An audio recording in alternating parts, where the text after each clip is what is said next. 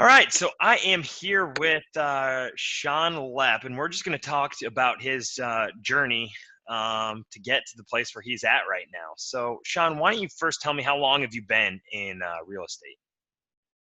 Yeah, John, I started real estate back in 1999. I came out of Guelph University with a hotel and food degree and business degree, and then went into real estate right afterwards. Okay, so what attracted you to the real estate industry? Well, my first year when I got out of university, I actually was redesigning kitchens for hospitals, and I was a financial analyst. And part of our job was to do airplane food from hospital to hospital, and we were shutting down kitchens. And part of our consultation recommendations were to put in Tim Hortons or second cups into the hospitals. And I got very attracted to going out to finding different locations and doing the analysis to what restaurants should be there. So I decided to go into commercial real estate and got offered a job, but the pay wasn't there. And they said to go get some experience. So I went into residential. And after 2 years, it went so well, I just never looked back. And I just stayed with the residential real estate. That's awesome. So kind of an unexpected turn there. So what was your, what was the first experience like? You know, talk about your first couple of years in residential real estate and what that was like for you. You know what? Loved it right off the bat. I really wanted to get in. I remember my first day on the job. Got my first listing appointment, which was pretty good. I went up against one of the biggest agents in town, Craig Proctor at the time. And back then he was selling about 300 homes a year.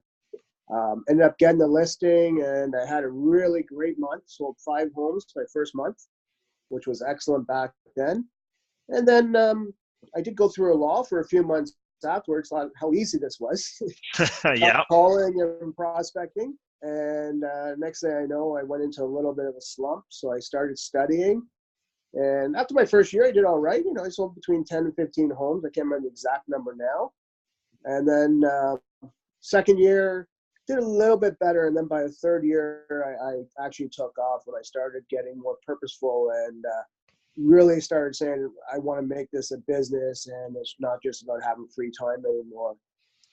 It's actually about being extremely purposeful and where I wanted to go. And so the first 2 years were definitely challenging.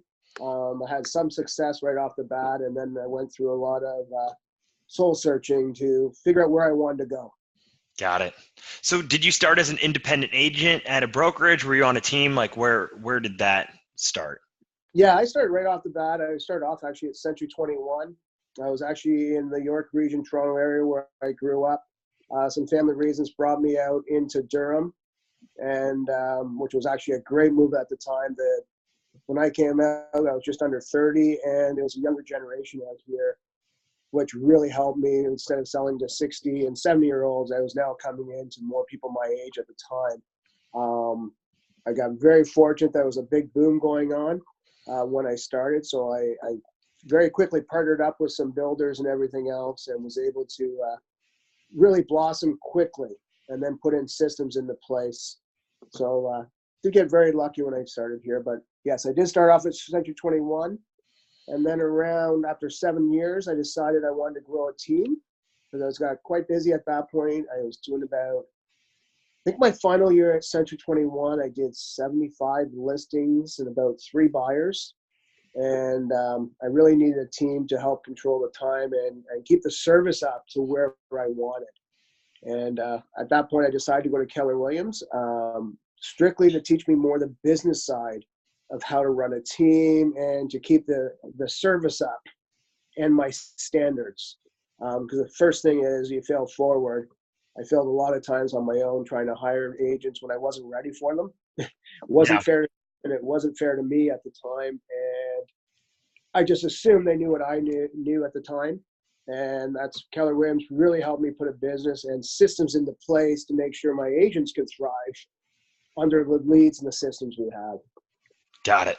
Okay, so how long have you been with Keller Williams now? This is about my 13th year now. Okay. And then have you had the team then for about 13 years then?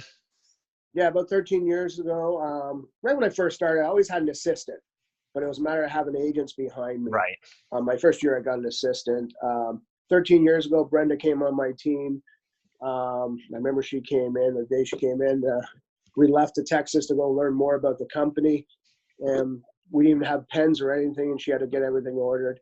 And from then, she'll talk about that, how we just left her the first day.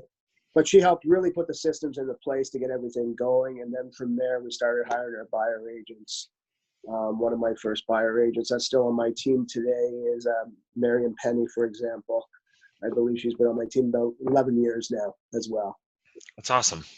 So kind of a two-part question, what's your favorite part about real estate? And then what's your favorite part about, running the team? Favorite part about real estate is still doing the listings, still making people happy, being able to get people where they want to go. One of the houses we sold last night, we listed on Thursday, had 3 offers on it in a market where we're not getting multiple offers. And they were so nervous about getting their house sold. Will it sell? Will I get the price that you quoted me? We end up getting them full price, and nothing better when everything works out perfectly the way you described it to them, from the marketing to offers to closing dates. So I still love that when people are excited, when they're very happy, and they just want to pass you on a lot of clients. So that's really what I like doing, is helping people get from A to B. As far as running the team, as I've evolved over the few years, it's really changed quite a bit on how I train people. And now I really realized you succeed through others. The better my team does as a group, the better we all do. So as I've learned to let go a lot of that, and as I watch them take on more of the roles and me step back more and more, that's been a great thrill of teaching them how to do it so they can have their own businesses inside my business. So that's been quite a big thrill, and that's what we kind of strive for here, is to make sure they have a business down the road. And watching them grow is quite remarkable. Great. Okay, so final question here really is, we're starting an educational, and this isn't the question, and we'll get to it, but we're starting an educational, blog basically. Yeah. And the purpose of this is going to be to really help agents in the area with real estate business questions. And you're going to be doing that, every few weeks with a new one. But so a lot of the people that might be watching this video are new agents, or agents that are maybe struggling to get over that hump, and it sounds like you've had those, especially earlier in your career. What advice do you give to those people? I think we're all going to have that wherever you are in your business. But for newer agents, I can't imagine getting in now when there's so many more agents that you have to compete against, and there's so many more computer programs that you have to have compared to when I started. But the basics are still there. It's about really mapping out a plan of where you wanted to go, and then setting up where to go and what systems, or you're really down to your database. So whatever you're planning on is your database is your business. So right from day one, look at your database, and then how can you feed it every day? How can you build it, and how do you want to build it with your style to get it to where you want to go? Depending how many deals you want to do today and in 5 years, will really depend on what kind of strategies you put together to build it to where you want to get it to. And there's so many different options and alternatives now, and things you can do to feed your database. Good. That's great. All right. Well, thank you, Shawn. No problem. Thanks, John.